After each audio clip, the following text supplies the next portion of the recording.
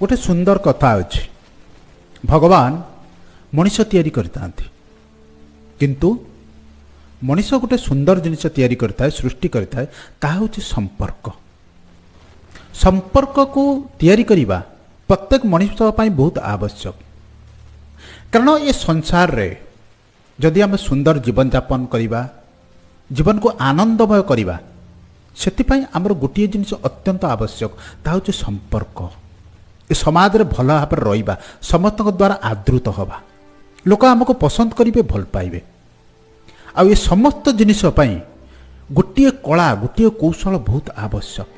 गोटे मनीष को सफल होगापाई सुंदर जीवन यापन करने ये समाज रे आनंदमय जीवन काटियापाई तार जिते भी समस्त कौशल अच्छे जिते भी सब जिनिस तार जीवन में आवश्यक ताको शिखिबापाई ता मध्य सबुठार बड़ जिनिस होची कथबार्ता करिवार कौशल शिखिबा। कारण कथबार्ता करवा एमिति गोटे कौशल एमिति गोटे कला जे कि मनुष्य जीवन में बहुत बड़ परिवर्तन आने। से मनुष्यर संपर्क को जोड़ी दे पारे अकस्मात मनुष्यर संपर्क को भांगी दे पारे केवल शब्द चालना केवल जिह्वा चालना। से यदि ठीक भाव में कौची कथबार्ता करुच्ची कथबार्तार कौशल शिखुची शब्द चालनार कौशल शिखुची ता जीवन स्वर्ग में परिणत हो। आपण मान मन में प्रश्न आसीपे कथबार्ता करने द्वारा कौन स्वर्ग सुख प्राप्त करी हुए? निश्चित भाव में आपण जदि सुंदर कथबार्तार कौशल शिखुचंती तेबे आपण संपर्क मजबूत हम आपण समस्त द्वारा आदृत हेबे आपण जीवन भारी सुंदर लगे हल्का लगे। जदि आपण पाखर सब जिनिस थाई सफलता अर्थ समस्त जिनिस थाई आपण को लोक पसंद न करुचंती आपण संपर्क मजबूत नहीं आपण जीवन में सब समस्या जोड़ी रही आपण जो एकुटिया रही आपन को साथ देवाई आपण निजर लोक नहांती तेबे आपण जीवन केमिति लागिबो थोड़े चिंता करंतु।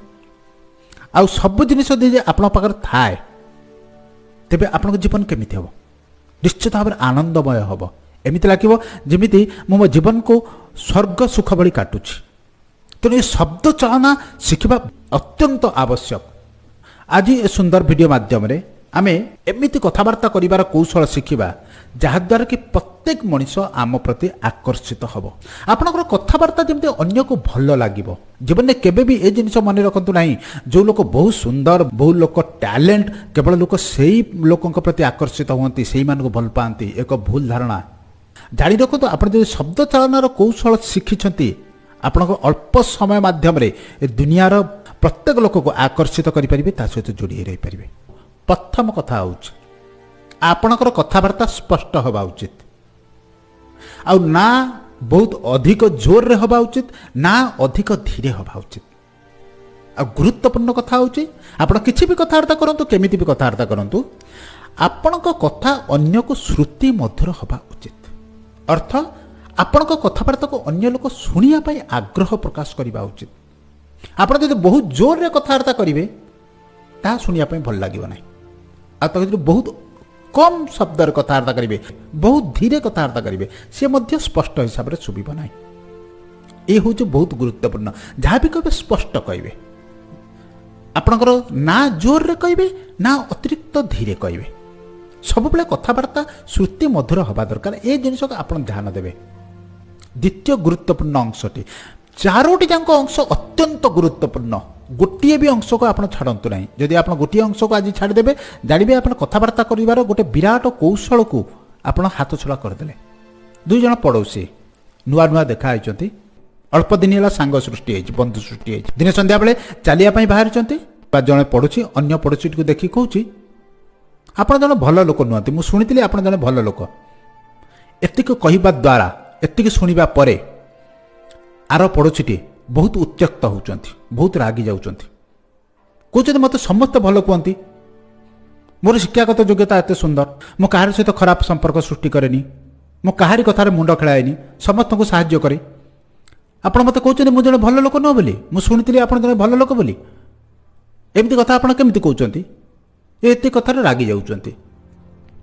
से जो प्रथम वार्तालाप आरंभ करते जो पड़ोसी जन से हसुँच से कहले सांग तुम गोटे भूल करदेल तुम कथा को पूर्ण हिसाब से शुणल ना।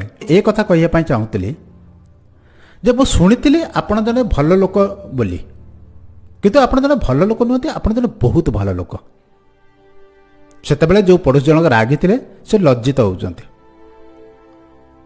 ହସୁଛନ୍ତି ଏବଂ କହୁଛନ୍ତି ମୋର ଭୁଲ ହେଇଗଲା, ଯେ ମୋର ଆପଣଙ୍କ କଥା ପୂର୍ଣ୍ଣ ହିସାବରେ ଶୁଣିବାର ଥିଲା, ସମ୍ପୂର୍ଣ୍ଣ ରୂପେ ଶୁଣିବାର ଥିଲା। ସେତେବେଳେ ଯେଉଁ ପଡ଼ୋଶୀ ଜଣକ ତାଙ୍କୁ ପ୍ରଶଂସା କରୁଥିଲେ ସେ କହୁଥିଲେ ଜୀବନର ପ୍ରତ୍ୟେକ କ୍ଷେତ୍ରରେ ଏହା ହେବା ଉଚିତ। ବାର୍ତ୍ତାଳାପର ସବୁଠାରୁ ବଡ଼ ନିୟମ ଯେ ଯେକୌଣସି ଜିନିଷକୁ ହଉ ଆପଣ ତାକୁ ପୂର୍ଣ୍ଣ ହିସାବରେ ଶୁଣନ୍ତୁ। କିଏ କ'ଣ କହୁଛି ତାକୁ ଅଧାରୁ ଶୁଣିଦେଇ ଆପଣ କୌଣସି ପ୍ରକାର ପ୍ରତିକ୍ରିୟା ସୃଷ୍ଟି କରନ୍ତୁ ନାହିଁ। ଜଣେ ଲୋକ କ'ଣ କହିବା ପାଇଁ ଚାହୁଁଛି ତାକୁ ସମ୍ପୂର୍ଣ୍ଣ ରୂପେ ଶୁଣନ୍ତୁ। ମଝିରେ ତାକୁ କେବେ ବି ଅଟକେଇ କଥାବାର୍ତ୍ତା କରନ୍ତୁ ନାହିଁ, ଭଲ ଲାଗେନି।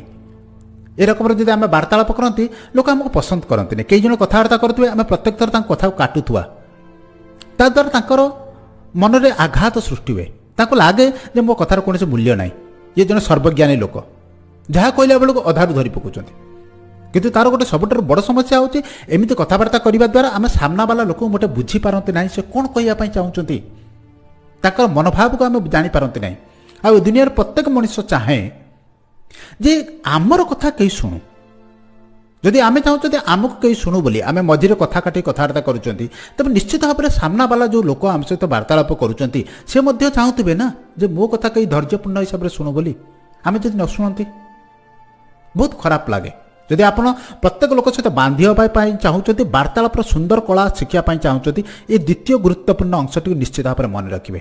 ପୂର୍ଣ୍ଣ ରୂପେ ଶୁଣିବେ, ଅଧାରୁ କାହାଣୀ କଥାକୁ କାଟିବେ ନାହିଁ।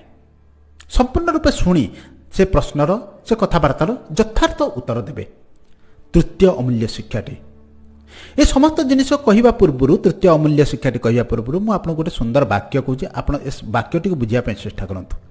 ମୁଁ ଯଦି ଜଣେ ବ୍ୟକ୍ତିକୁ କହେ ଜାଣିଛ ମୁଁ ତୁମକୁ ଜୀବନରେ କେବେ ବି ଛାଡ଼ିପାରିବି ନାହିଁ, ଯଦି ସମାନ ବାକ୍ୟକୁ ମୁଁ କହେ ତମେ ଜାଣିଛ ମୁଁ ତୁମକୁ କେବେ ବି ଛାଡ଼ିବି ନାହିଁ, ବାକ୍ୟ ତ ସମାନ, ଶବ୍ଦ ତ ସମାନ, କିନ୍ତୁ ଦୁଇଟି ଯାକ କ'ଣ ସମାନ? ଦୁଇଟି ଯାକର ଅର୍ଥ କ'ଣ ସମାନ? ମୁଁ ପ୍ରଥମେ କହୁଛି ତୁମେ ଜାଣିଛ ମୁଁ ତୁମକୁ କେବେ ଛାଡ଼ିପାରିବି ନାହିଁ, ତୁମ ବିନା ମୁଁ ବଞ୍ଚିପାରିବି ନାହିଁ। କେମିତି ଲାଗୁଛି?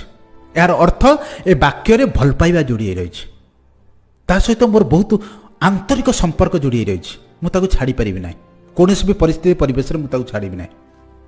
ସମାନ ଶବ୍ଦ ସମାନ ବାକ୍ୟକୁ ମୁଁ କହୁଛି ତୁମେ ଜାଣିଛ ମୁଁ ତୁମକୁ କେବେ ବି ଛାଡ଼ିବି ନାହିଁ, ତାର ଅର୍ଥ ହେଉଛି ମୁଁ ତାକୁ ଧମକ ଦେଉଛି, ମୁଁ ତା ଉପରେ ପ୍ରତିଶୋଧ ପରାୟଣ ହେଉଛି, ତାପରେ ମୋର ଈର୍ଷା ରାଗକୁ ମୁଁ ତା ଉପରେ ବାହାର କରୁଛି। ସମାନ ଶବ୍ଦ ସମାନ ବାକ୍ୟ, ଦୁଇଟି ଯାକ ବାକ୍ୟ ଭିତରେ ଫରକ ହେଉଛି ଦୁଇଟି ଯାକ ଜାଗାରେ କେବଳ ଭାବନା ଅଲଗା ଯୋଡ଼ି ହୋଇ ରହିଛି। ଗୋଟେ ଜାଗାରେ ଭଲ ପାଇବା, ଗୋଟେ ଜାଗାରେ ପ୍ରତିହିଂସା, ରାଗ, ଦ୍ୱେଷ। ତେଣୁ ଶବ୍ଦ କିଛି ବି ହେଉ, କଥାବାର୍ତ୍ତା କିଛି ବି ହେଉ, ତା ଦେହରେ ଭାବନା ଯୋଡ଼ି ହେବା ବହୁତ ଆବଶ୍ୟକ। ଏ ହେଉଛି ଅମୂଲ୍ୟ ଶିକ୍ଷା, ତୃତୀୟ ନମ୍ବର ଅମୂଲ୍ୟ ଶିକ୍ଷା। ଆପଣ କାହାକୁ କିଛି ବି କୁହନ୍ତୁ, ଆପଣ ଶବ୍ଦ ଯେତିକି ଗୁରୁତ୍ୱପୂର୍ଣ୍ଣ ନୁହଁ, ଭାବନା ତାଠାରୁ ଅଧିକା ଗୁରୁତ୍ୱପୂର୍ଣ୍ଣ। ଯଦି ପ୍ରକୃତରେ କାହା ସହିତ ଯୋଡ଼ି ହେବାକୁ ପାଇଁ ଚାହୁଁଛନ୍ତି, ଯଦି ଆପଣ ଗୋଟେ ସୁନ୍ଦର ମଣିଷ ହେବା ପାଇଁ ଚାହୁଁଛନ୍ତି, ଯଦି ଆପଣ ଚାହୁଁଛନ୍ତି ଆପଣଙ୍କ କଥାବାର୍ତ୍ତାରେ ସାରା ସଂସାର ମୋହିତ ହେଉ, ପ୍ରତ୍ୟେକ ମଣିଷ ଆକର୍ଷିତ ହେଉ, ତେବେ ଭାବନା ଯୋଡ଼ି କଥାବାର୍ତ୍ତା କରନ୍ତୁ। ସେ ପୁରା ଝଲକିବ, ସେ ଆପଣଙ୍କର ଭିନ୍ନ ରକମର ବାର୍ତ୍ତାଳାପ ସୃଷ୍ଟି କରିବ। ଆପଣ କଥାବାର୍ତ୍ତା କଲାବେଳେ ଆପଣଙ୍କ ଭାବନା ଯେତେବେଳେ ଯୋଡ଼ି ହୋଇଯିବ, ଭାବନା ଯେତେବେଳେ ସ୍ପଷ୍ଟ ହିସାବରେ ସେ ବ୍ୟକ୍ତିକୁ ଜଣାପଡ଼ିବ। ଏ ସଂସାରର, ଏ ପ୍ରକୃତିର ପ୍ରତ୍ୟେକ ଛୋଟରୁ ଛୋଟ ପ୍ରାଣୀ ମଧ୍ୟ ଜାଣିପାରେ ଆପଣ ତାକୁ କେଉଁ ଭାବନାର ସହିତ ବ୍ୟବହାର କରୁଛନ୍ତି କିମ୍ବା କଥାବାର୍ତ୍ତା କରୁଛନ୍ତି, ସେ ଛୋଟ ପିଲାଟେ ହେଉ କିମ୍ବା ପଶୁପକ୍ଷୀ ହେଉ। ଆଉ ଆପଣ ଯେତେବେଳେ କୌଣସି ବ୍ୟକ୍ତିକୁ କଥାବାର୍ତ୍ତା କରୁଛନ୍ତି, ସେ କ'ଣ ଧରିପାରୁନାହାନ୍ତି, ସେ କ'ଣ ଜାଣିପାରୁନାହାନ୍ତି ଆପଣ ତାଙ୍କ ସହିତ କେଉଁ ଭାବନାରେ ଯୋଡ଼ି ହୋଇ ରହିଛନ୍ତି, କେଉଁ ଭାବନାରେ କଥାବାର୍ତ୍ତା କରୁଛନ୍ତି। ତେଣୁ ଶବ୍ଦ ଚାଳନାକୁ ଠିକ୍ ହିସାବରେ କରନ୍ତୁ, ଭାବନା ଯୋଡ଼ି କଥାବାର୍ତ୍ତା କରନ୍ତୁ, ଦେଖିବେ ଆପଣଙ୍କ ସମ୍ପର୍କ ବହୁତ ସୁନ୍ଦର ହେବ। ପ୍ରତ୍ୟେକ ଲୋକ ଆପଣଙ୍କ ସହିତ ଆକର୍ଷିତ ହେବ, ପ୍ରତ୍ୟେକ ଲୋକ ଆପଣଙ୍କ ସହିତ ଯୋଡ଼ି ହେବା ପାଇଁ ଚାହିଁବେ। ଚତୁର୍ଥ ଅମୂଲ୍ୟ ଶିକ୍ଷାଟି, ଯାହାକି ଆହୁରି ଗୁରୁତ୍ୱପୂର୍ଣ୍ଣ, ତାହା ହେଉଛି ସବୁବେଳେ ଆନ୍ତରିକତାର ସହିତ ପ୍ରତ୍ୟେକ ଲୋକକୁ କଥାବାର୍ତ୍ତା କରନ୍ତୁ, ତା ସହିତ ଯୋଡ଼ି ହେବ। ଆନ୍ତରିକତା ରହିବା ଦରକାର। ଏ ଭାବନା ଆଉ ଏ ଆନ୍ତରିକତା, ଆ ଉପରେ ମୁଁ ବହୁତ ଅଧିକା ଗୁରୁତ୍ୱ ଦେଉଛି। କାରଣ ଶବ୍ଦ କିଛି ବି ହେଉ, ଯଦି ଆନ୍ତରିକତା ଅଛି ଆଉ ଭାବନା ଯୋଡ଼ି ହୋଇ ରହିଛି, ତା ଚମତ୍କାର ସମ୍ପର୍କ ସୃଷ୍ଟି କରିବ। ଆନ୍ତରିକତାର ଅର୍ଥ ହେଉଛି ମୁଁ ତାକୁ ପ୍ରକୃତରେ ମନରୁ କେମିତି ଗ୍ରହଣ କରୁଛି। ଜଣେ ବ୍ୟକ୍ତି ହେଉ मोर पड़ोशी हो, मोर बंधु हो, मोर सांग हो, मोर परिवार वर्ग हो, मोर कर्मक्षेत्र कौन व्यक्ति हो, मुझे प्रकृत में केमी ग्रहण करुच्ची। मुझे प्रकृत भल हिसाब से ग्रहण करुच्ची, मो अंतर भीतर जो प्रति भल पाइबा अच्छी से तो शब्द निश्चित भाव में आसब। आदि अंतर भितर खराब जिनिस रही, घृणा रही, आप खाली मुखरे शब्दरे चाटुवाक्य कहते, मीठा मीठा कथा कहते, सी अल्प समय पर अल्प दिन मध्य धरा पड़ जाए। से संपर्क केबे भी दीर्घस्थायी हे ना कि कौन व्यक्ति आपण प्रति बेसी दिन आकर्षित हे ना कि जोड़ी हे ना। जदि आमर गोटे गोटे बटल भितर आम क्षीर रखिंट कि सुंदर सुगंधित जिनिस रखिंट, जब बटल खोलती निश्चित सुगंध बाहर कि दुग्ध बाहर, क्षीर बाहर। जदि तादर आम विष रखिंट निश्चित भाव में विष ही बाहर। बटल को केबे भी ना केबे खोलतु। आप जब विष रखे मुहर किसी समय अमृत देते, दुग्ध देते, जिते दुग्ध सरीज बाहरी सार मध्य विष ही बाहर। ठीक सेमती मनुष्य ए कौशल को जानीपारे, लगे मो अंतर भीतर किसी रखी था, मुहर किसी भी कहे लोक धरीपारे ना। केमिति प्रत्येक मनुष्य, प्रत्येक पशु पक्षी, प्रत्येक जीव भावना अंतर को बुझीपे, आंतरिकता को मनोभाव को बुझीपे। तेणु जदि आप प्रकृत में चाहते गोटे देखारे कथबार्ता द्वारा से आप मन रखापी सबू व्यक्ति जो मैंने आप सहित जोड़ी रही, कर्मक्षेत्र हो, पारिवारिक क्षेत्र हो, सामाजिक क्षेत्र हो, ए दुईटी जिनिस पर बहुत प्राधान्य दिंतु। जो लोक सहित कथबार्ता कर संपर्क सृष्टि कर भल पाइबा शिखतु। जदि अंतर सफा अच्छी शब्द स्वयं चालित हिसाब से सुंदर हिसाब से बाहर। आपण शब्द किसी भी हो, आदि आंतरिकता ठीक अच्छी, मनोभाव ठीक अच्छी, तेबे शब्द चालना सेमती सुंदर हम। आप केबे कहा कर्कश शब्द कहे ना। कर्कश शब्द प्रयोग कला पूर्व आप भावे क्या बाधिब कि? शब्द चालना सुंदर हिसाब से करेंगे। शब्द चालना हूँ बहुत बड़ जिनस। केते जोर आप कहते, केते धीरे कहते। आज जो भल पाइबा थी, आंतरिक थी, मनोभाव थी, आप केबे भी क्या कर्कश शब्द कि फिंगिला भाया शब्द कहे ना। शांत स्वभाव सुंदर हिसाब से कहे। ये दुईटी जिनिस को निश्चित भाव में मन रखिए। आ सब बेले पूर्ण हिसाब से प्रत्येक वाक्य को शुणवे, सामना वाल को शुणवे। जिते कहते ना तर अधिका शुणु। आप बहुत जिन जानवे, बहुत जिन शिखिबे। वार्तालापर सुंदर कला हूँ। आशा करुच्ची ए चारोटी जाक गुरुत्वपूर्ण कला को आपण जीवन में लगेबे। आप वार्तालाप को सुदृढ़ करेंगे, सुंदर करेंगे। जेकोसी व्यक्ति सहित आप कथबार्ता करेंगे से आप प्रति आकर्षित हे।